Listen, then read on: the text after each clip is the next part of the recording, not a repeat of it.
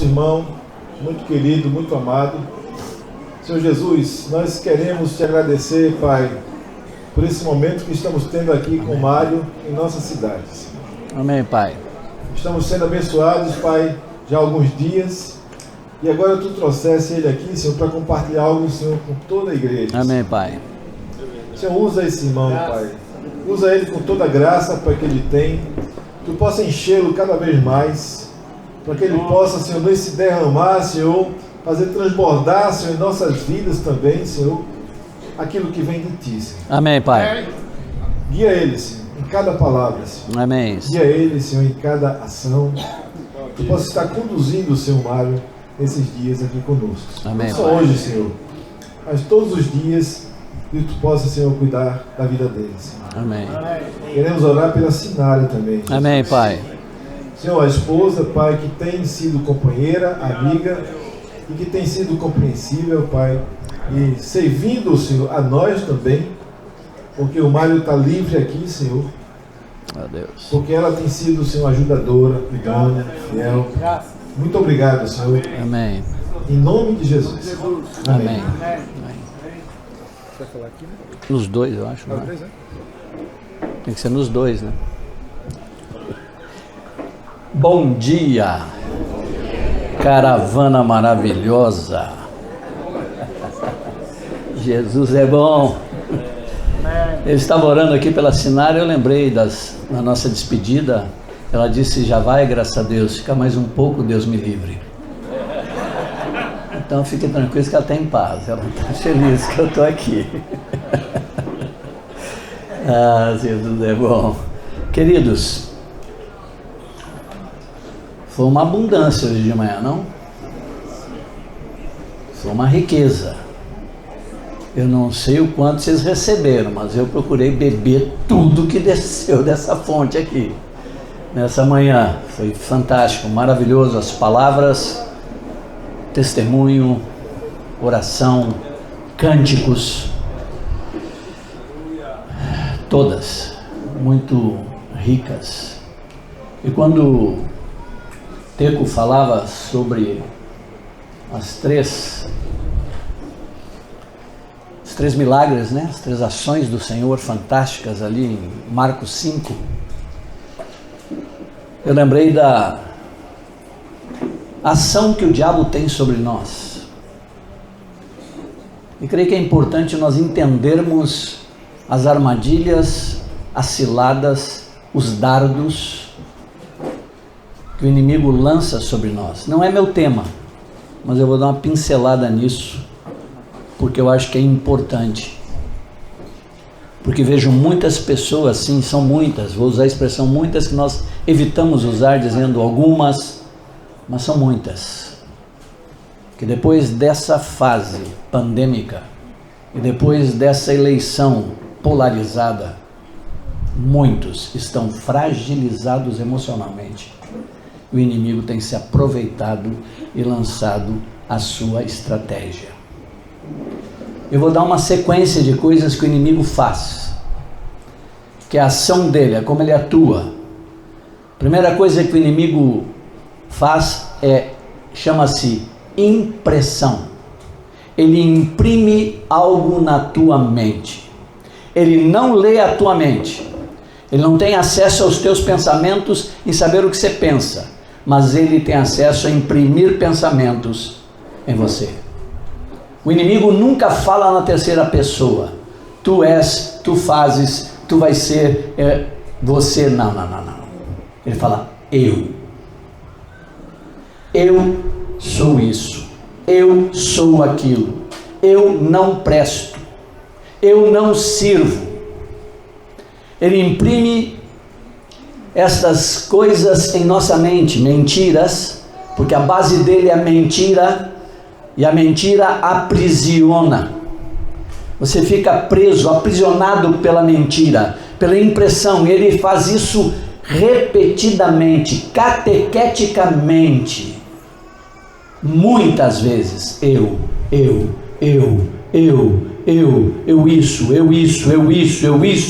isso, até o momento que ele vê que você creu. Então ele imprime. Fala na primeira pessoa. Ele fala na tua mente. E ele imprime uma mentira. Às vezes, meia verdade. Para que você fique preso. Por quê? Porque a mentira, ela aprisiona, mas o que liberta? A verdade é que liberta. Ele não trabalha com isso. A base dele é essa, é a mentira. Ele imprime algo. Lá em 1900 e esse vovô aqui, menininho,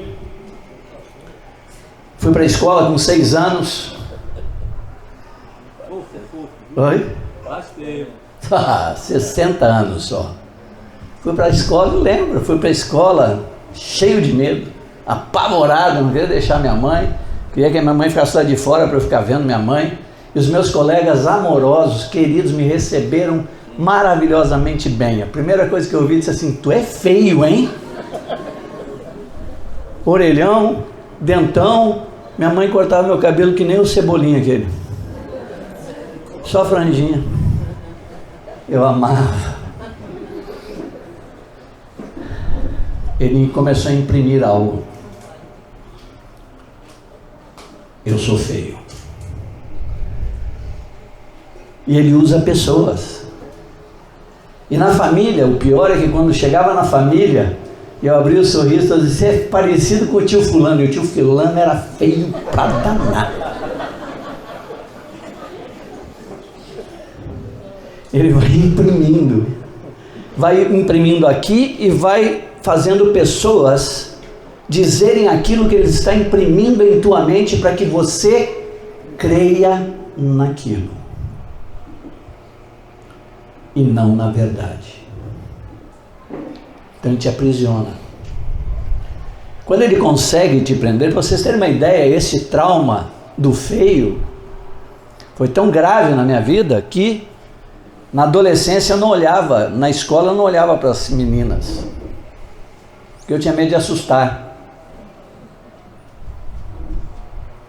Eu me sobressaía no futebol, então me dava bem no futebol, mas não olhava para ninguém. Eu tinha medo, andava sempre de cabeça baixa, não olhava no olho de ninguém. Eu era feio, mas não era só feio, eu assustava pelo jeito que eu entendia na minha mente. Bom, eu digo assim, que ele trabalha com a mentira. Minha esposa disse assim: não era tão mentira isso, na verdade, né, querido? Não era uma mentira de todo, uma mentira. Eu digo: querida, mas podia aliviar um pouquinho, né? Mas imprimiu isso na minha mente. Imprimiu. E eu sofri até a conversão com isso. E eu me livrei disso 1 ano depois de convertido. Depois eu dou ação. Primeira ação dele é essa impressão. Estão comigo ainda? Ok? Já percebeu isso? Não. Já imprimiu alguma coisa na tua cabeça? Sim ou não? Sim ou não? Sim. Sim. Eu me conheço. É essa ação dele. E essa impressão ele vai vir com a segunda ação. A segunda ação dele chama-se repressão. Ele vai te reprimir. Com esta impressão, ele te leva a você a ficar reprimido aquém daquilo que você pode produzir, aquém daquilo que você pode fazer para Deus, para o seu reino. Estou falando tudo dentro do reino de Deus, ok? Então você fica reprimido. Você não produz, você não crê que Deus pode te usar, você não crê que o dom que Deus te deu pode ser uma bênção para outro, você não crê que aquilo que você vai orar ou falar tem importância, você não crê, você fica reprimido. Tua estima fica baixa. Tem baixa, chama baixa, autoestima. Tua estima baixa. Você não crê que aquilo que você tem é importante para os outros. Aquilo que Deus concedeu para você, você não tem. Esses que esta impressão vem violenta na mente deles e que eles chegam à repressão, eles pegam o talento e enterram. enterra o talento, não utiliza ele, porque não crê que ele pode ser útil, porque ele está preso numa mentira. Ele tem uma terceira ação. Depois que ele imprime, depois que ele te reprime, ele te deprime. Ele vem com a depressão. Existe a depressão química. Falta lítio, tal, falta alguma coisa química em nós ficamos realmente para baixo. Mas é químico, é físico. Mas existe a depressão lançada pelo inimigo. Ele se aproveita desta fragilidade tua, desta impressão, desta coisa que você creu, desta mentira que você creu e que te fez ficar abaixo a estima baixa. Ele vem e te deprime. A depressão, para mim, a definição melhor de depressão é vontade de nada. Você não quer rir, você não quer chorar, você não quer sentar, você não quer deitar, você não quer sair, você não quer falar, você quer ouvir, você não quer ouvir, é vontade de nada, tudo está ruim. Observem, são passos para te aprisionar de uma forma que você não produza para Deus, que você fique preso. Impressão, vem a repressão, depois vem a depressão, vontade de nada. Hoje, nós vamos chegar nisso mais adiante, uma doença muito comum nos nossos dias. Nós vamos chegar, é uma ação diabólica, uma estratégia diabólica para chegar nisso. Então ele vem com a impressão, a mentira, ele imprimiu, conseguiu fazer você crer naquilo, ele te faz ficar com a estima baixa, te reprime, e depois ele te leva a uma depressão, porque você não consigo nada, não faço nada, não sirvo para nada, não sou nada, nada que eu faço dá certo. E tem mais, começam as pessoas a fazerem alguma coisa parecida que você faz e ninguém elogia você. Eu não importa mesmo, ninguém nem lembrou o que eu falei. Nunca ninguém disse assim, você disse aquilo, foi importante. Ele está dizendo lá. Ele está imprimindo lá. Para te prender. Depois da depressão, ele vem com uma outra coisa, uma outra ação. Chama-se obsessão. Você fica obcecado por algo, até pela verdade. E eu conheço nos nossos dias alguns que ficam obcecados até por princípios de Deus, por verdade de Deus e por dons. Não é que ele não quer que você fique obcecado por uma coisa que é de Deus, mas se você fica obcecado por um ponto só, você perde o todo. Alguns ficam presos nas línguas. Alguns ficam presos num dom, na busca de um dom. E se não manifesta isso, ele não sabe viver mais, ele fica obcecado por aquilo. E não consegue sair. Por uma verdade. Tinha uma mulher, é uma historinha. Tinha uma mulher muito preguiçosa. Muito preguiçosa. E o marido sofria com isso. Ele chegou uma noite do trabalho, na tardinha do trabalho, pediu para ela, meu bem, você faz um ovo para mim, para eu comer enquanto eu tomo um banho. Ela estava na cama, olhou para ele, tá. Aí ele foi, quando ele voltou, ele viu uma vara enorme, comprida, um pedaço de pau saindo lá do quarto. Aí olhou, acompanhou o pedaço de pau, chegava em cima do fogão, tinha uma colher e um ovo em cima, e ela lá do quarto da cama, segurando aquilo, ele virou e disse, isso é coisa do diabo. O diabo apareceu, não, essa eu estou aprendendo agora. Essa não tem nada a ver comigo não. Isso eu estou aprendendo agora. Obcecado por algo. Fica preso numa coisa. E se você fica preso em uma coisa, você perde todo o resto. Mas ele vem com uma outra coisa. Qual é a primeira? Impressão. Depois, repressão, depois depressão, depois obsessão, e aí vem a opressão. É onde estão todas as fobias. E hoje é muito comum a doença chamada síndrome do pânico. É uma fobia. Não consegue sair na rua, não consegue relacionar, não consegue estar com as pessoas.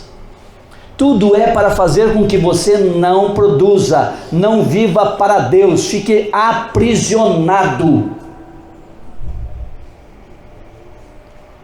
Fobias, eu tive uma. Anos atrás, viaja para cá, viaja para lá, viaja para cá, viaja para lá, de repente me deu um trem ruim, como diz o mineiro. Avião. Era um parto ir para um avião. Tinha que viajar, pegar um avião, eu ia suando. Eu suava, meninos assim, bom dia, eu digo amém, glória a Deus. Eu jejum e oração, e o bicho tremia, eu gelava. Mas eu ia.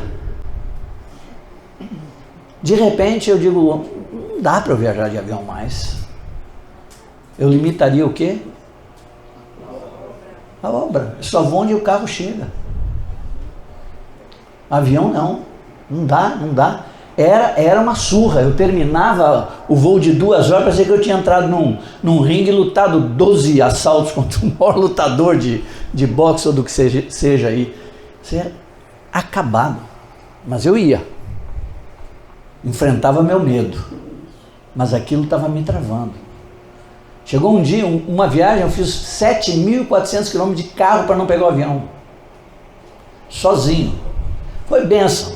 Porque eu gritei naquele carro, eu orei, eu louvei, foi uma bênção, mas o motivo estava errado. E quando eu chego desta viagem com o carro, 7.400 km, é chão. Quando eu estacionei na garagem, dia 24 de julho, minha filha faz aniversário dia 25, minha filha mais velha, e nós costumamos acordar cedo, ela já tinha casado, 6 da manhã eu estou embaixo na garagem, quando eu chego o pneu no chão. Não aconteceu nada, na viagem inteira o pneu estava furado, na garagem. Na hora que eu olhei aquilo, Deus falou forte dentro da minha mente e do meu coração. Menino, eu cuido de ti. Seja na água, seja na terra, seja no ar, eu que cuido de ti. Presta atenção, menino. E aquilo foi um ânimo para mim, mas eu estava com a fobia. O diabo me pegou num laço. Eu estou indo para a Colômbia, 6 horas de avião, ainda dentro do meu trauma, dentro da minha situação, da minha fobia. Creiam, lá a gente sempre fala no meio, lá pelo meio, porque é mania de dizer, se eu será meio, se era 1/3 da viagem, 2/3 da viagem, sei eu onde estava o avião. Eu sei que ele fez assim, ó.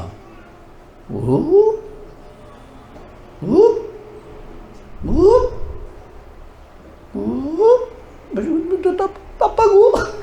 As turbinas desligaram. E de repente, de novo, Jesus, graças a Deus não era agora ainda. Chego na Colômbia, acabado. E digo, Senhor, isso está ridículo. Eu creio, eu não tenho medo da morte, eu vou encontrar contigo. Isso está ridículo demais dentro de mim. Esses sentimentos, esse aprisionamento. Penúltimo dia, tenho que voltar, né? Avião de novo. Aí eu estou orando, orei, dormi, quando eu, de madrugada, sonho, vem um sonho assim, no amor não existe medo. Aí eu acordo de manhã, no amor não existe medo. No amor não existe medo. Aí eu cheguei na mesa do café e disse, no amor não existe medo. Amém? E eu estou lá, Senhor, é uma declaração absoluta. Não é assim, tem um pouquinho de medo. Não, no amor não existe medo. Aí eu digo, Senhor, ministra o meu coração, me ensina, me fala. Eu fui pegar o texto no original, então. No ágape, no amor sacrificial, não existe fobo. A palavra no original é fobo, de onde vem fobia. Ou fobia, de onde vem fobo. Não existe fobo, disse ai. O amor sacrificial, presta atenção, é o amor sacrificial. No amor que você se sacrifica, não pode ter o quê? Medo. Não existe medo nesse amor. Aí segue o texto. O perfeito amor lança fora o todo medo. Lança fora todo medo, todo fobo, toda fobia. O perfeito amor, teleos, o amor completo, o amor ágape, o amor sacrificial, o amor que eu me sacrifico, ele lança fora toda a fobia. Aí continua a hora, o medo produz tormento. E é desse jeito mesmo. Eu estou dentro do avião, não aconteceu nada, o avião nem levantou, eu já estava suando. O avião nem saiu do chão, eu já estava achando que ia cair. O avião balançava, eu já imaginava milhões de coisas acontecendo, não tinha acontecido nada. O medo produz tormento, você imagina coisa que não aconteceu, você gera coisas e sentimentos que ainda não existiram. E o texto continua. Aquele que teme, a palavra muda, vira fobeu. Em cima, fobo é terror, embaixo, fobeu significa dominado por. Dominado pelo terror. Aquele que teme não pode ser aperfeiçoado no amor. Não pode manifestar o perfeito ágape. Por quê? Porque está dominado por um medo. E esse medo colocou limites naquilo que você vai fazer. Então o inimigo vem com a impressão, com a repressão, com a depressão, com a obsessão, com a opressão. E quando ele chega nessa opressão, que ele tem as fobias sobre você, ele te limita de fato e de verdade. E a última ação dele chama-se possessão. Conosco, não. Onde habita o Espírito de Deus, não tem possibilidade. Mas até a opressão, ele vai. Até a opressão, ele vai aqui. E hoje, quando você, meu amado, falou sobre essa libertação, ali estava endemoniado e você foi feliz em dizer, não é isso que eu estou dizendo aqui, eu estou fazendo uma analogia, estou fazendo uma comparação. Eu acho que nós devemos atentar mais um pouquinho para isso aqui hoje. Eu sei que tem gente presa aqui. Eu sei que tem pessoas aqui com limites, reprimidas, algumas até obcecadas por algumas coisas, outras com fobias, que estão trazendo enfermidades. Como você se livra? Com a verdade. Que Deus fala sobre você, que Ele diz sobre ti. Diz, você é a luz do mundo, você é o sal da terra, eu derramei do meu Espírito, te dei poder. Então Deus, a verdade de Deus, nós temos que crer naquilo que o Senhor diz, porque essa é a verdade, e essa verdade nos tira de todo o aprisionamento, de toda a mentira.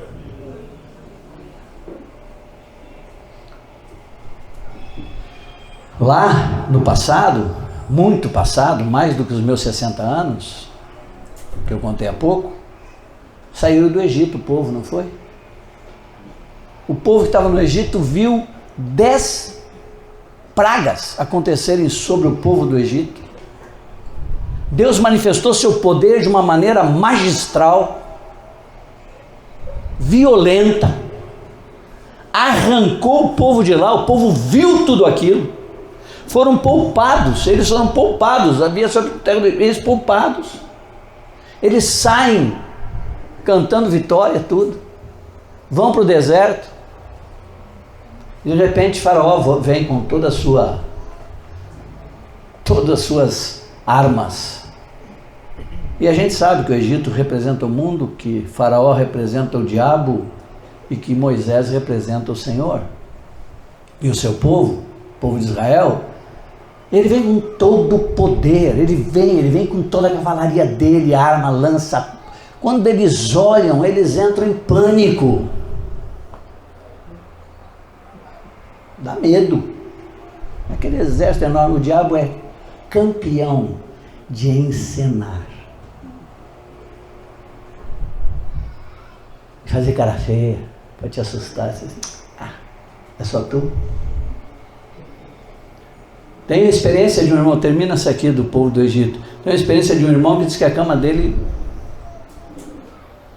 levantou e ele se assustou, olhou e tinha um demônio personificado nos pés da cama.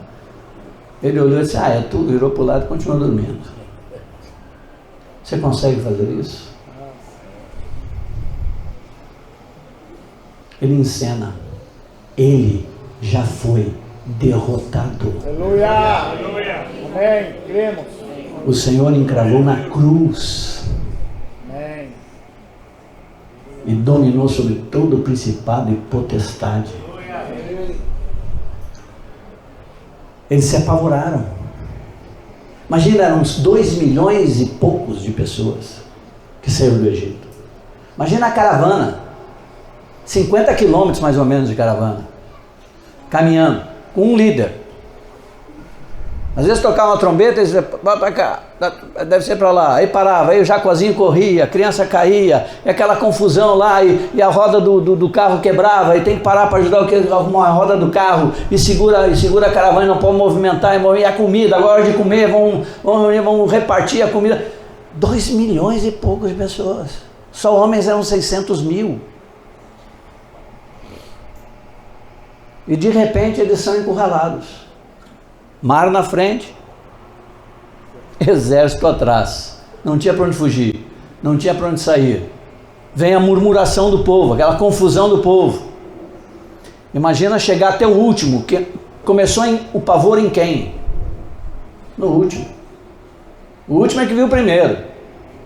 Até chegar em Moisés, mas teve uma agitação, uma confusão, o que está acontecendo? O faraó, Deus meu, vai nos matar, o exército faraó. Então aí Moisés sobe uma rocha lá para ficar mais alto que todo mundo e dá uma palavra para eles. E Moisés diz assim, não temais. E aí ela foi para chegar lá no fim. Pessoal, o que foi que ele falou? Disse assim, não tem mais. Outro disse, não tem mais, não tem mais. Aí no final chegou assim, não tem mais.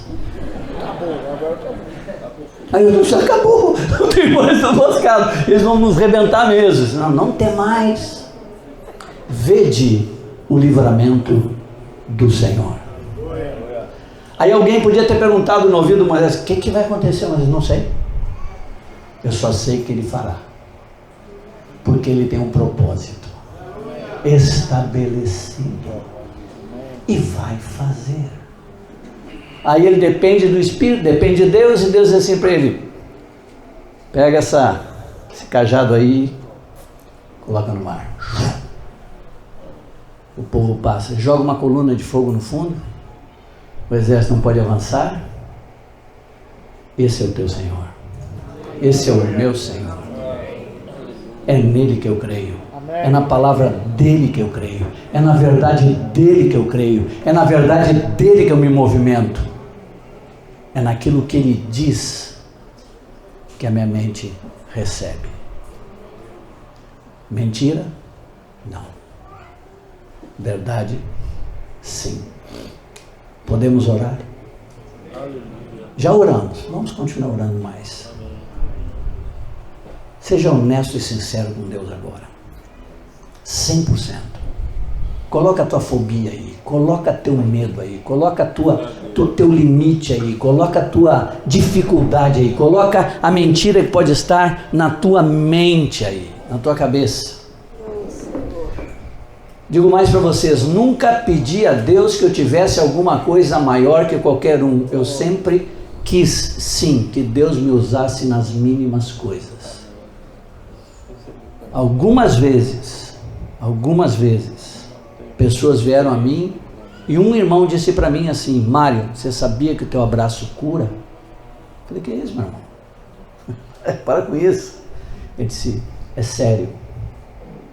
E várias pessoas aqui na igreja que com o teu abraço foram curados. Não tem nada a ver com o meu abraço. Tem a ver com a ação de Deus. Mas é um abraço, imagina, alguém pode dar abraço aqui ou não? É um abraço.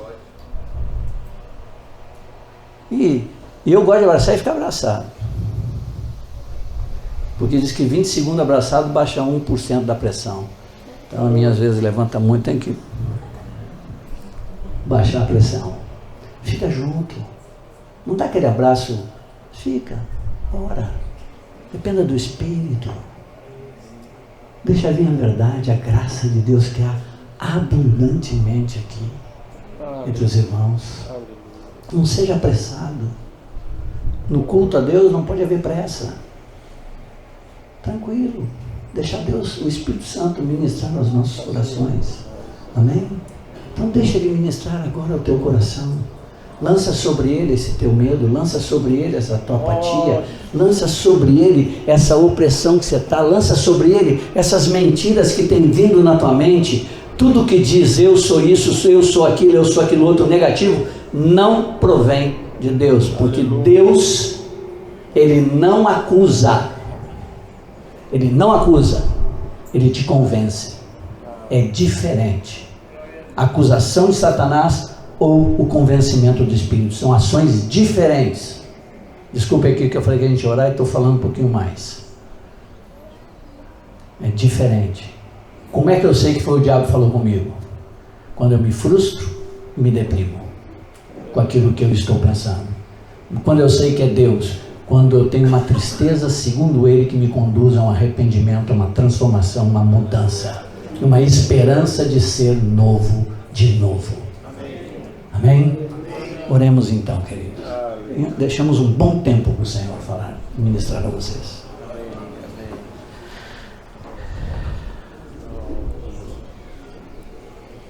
Forte ao meu coração que muitas vezes que a facilidade de acreditar na mentira é porque a mentira ela está no plano da carne, mas nós não mais estamos nesse plano. Nós estamos fomos chamados pelo Senhor, pelo Filho do seu amor, e Ele nos colocou em uma outra dimensão, nas regiões celestiais em Cristo Jesus, como diz lá em Efésios. Então, que possamos sermos catequizados todos os dias de onde Jesus nos colocou. Amém. O diabo é um ser espiritual que usa armas carnais. Nós somos seres naturais que temos armas poderosas espirituais para destruir suas ações. Amém? Senhor, encha de fé nosso coração. Vamos para a Escritura. Não creia nas mentiras. Creia na verdade. Você foi separado. Recebeste poder ao descer sobre vós o Espírito de Deus. Ele intercede por nós. Ele nos deu armas poderosas: oração, jejum, a palavra, o corpo de Cristo. 3 tesouros: o Espírito, a palavra e o corpo de Cristo. Aleluia. Aqui é a vitória. E eu digo mais uma coisa para vocês: quando você estiver enfermo e tiver encontro, venha. Aqui há poder. Aqui há poder. Eu não venho quando estou enfermo porque eu não creio. Eu não creio que Deus pode atuar, que Deus pode curar. Eu não creio, fico em casa. Mas se estiver enfermo, te tragam. Traga 4 amigos que te tragam como trouxeram aquele homem, carregado e jogado pelo... Não deixou de ir. E saiu de lá andando. Aleluia. Venha com esta certeza de fé. Aonde estamos reunidos, Ele está. E se Ele está, Ele se manifesta. Amém. Amém? Que Deus nos abençoe, queridos. Amém.